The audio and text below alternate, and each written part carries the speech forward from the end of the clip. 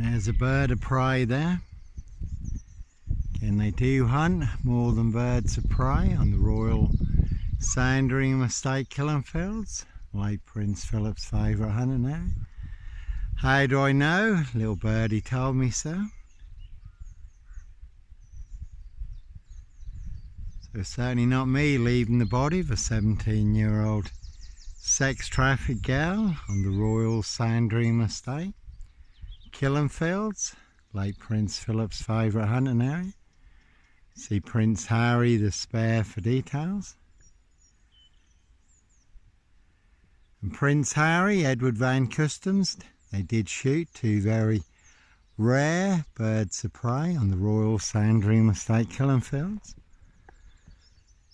Two hen harriers, again in flight.